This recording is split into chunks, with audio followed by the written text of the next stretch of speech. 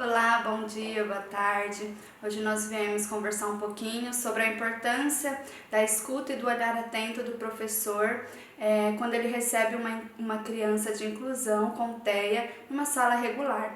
Então, o primeiro ponto principal que esse professor deve ter nessa escuta e nesse olhar atento é as necessidades dessa criança. Então, primeiramente, ele tem que ser um observador.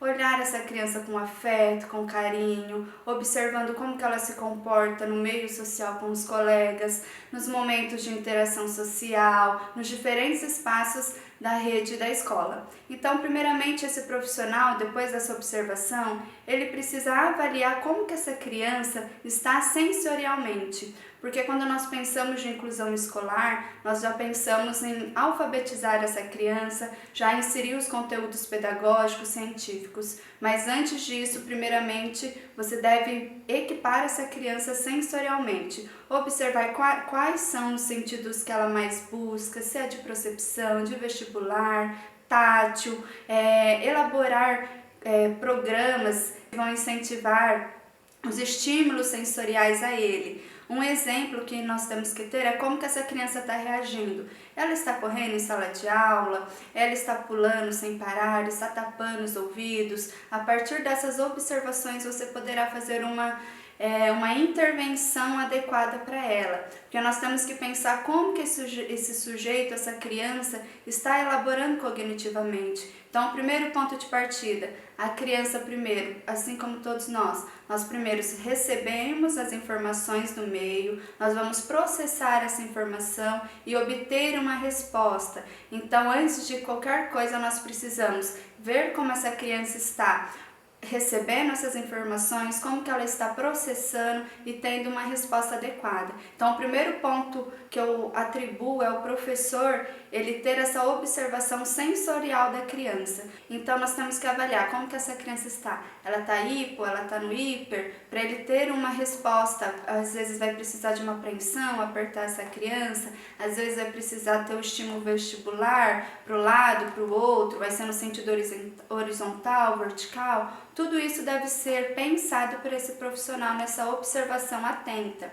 A partir do momento que esse profissional consegue regular essa criança sensorialmente, a partir disso ele pode pensar então em inserir alguns conceitos pedagógicos, seja em qual nível de atuação, o nível escolar que essa criança esteja.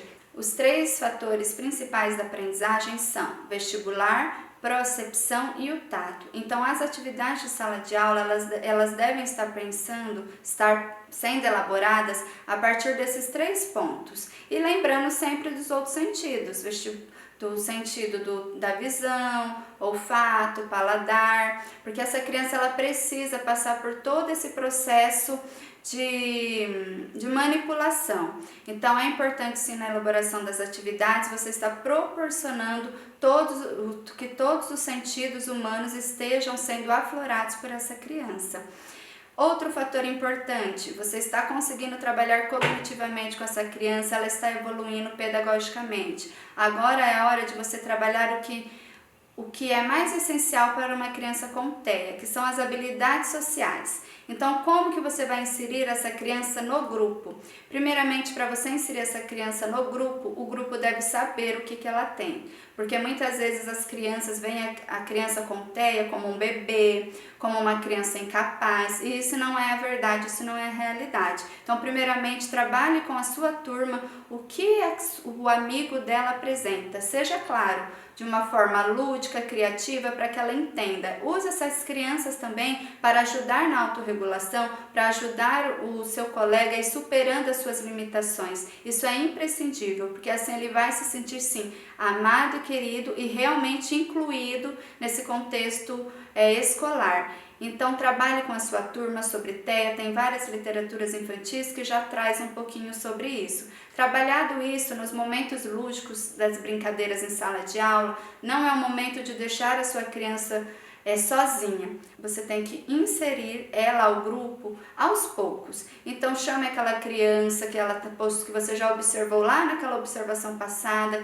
que ela teve maior afinidade, então já usa essa criança para brincar com ela, vai ensinando, dando funções aos objetos. Um exemplo, vai brincar de carrinho? Pega esse carrinho, nomeie, porque ele precisa estar trabalhando essa estrutura semântica, nomeie esse carrinho, faça os movimentos, os sons que ele emite, brinque, entre no lúdico, entre no mundo do faz de conta, então brinque com ele, traz frases, olha, a mamãe vai buscar você hoje com o carro, vamos passear em volta do bosque. Então vai criando situações para que ele possa, para esse cérebro dessa criança possa ir recebendo essas informações, processando e assimilando com a sua realidade. Isso é imprescindível para a criança. Outro fator importante é no momento do parque, porque muitas vezes o que nós vemos são as crianças deixadas de lado. Isso não deve acontecer. É o solo mais fértil para você se trabalhar as habilidades sociais. Então suba com eles no brinquedo, escorregue, balance,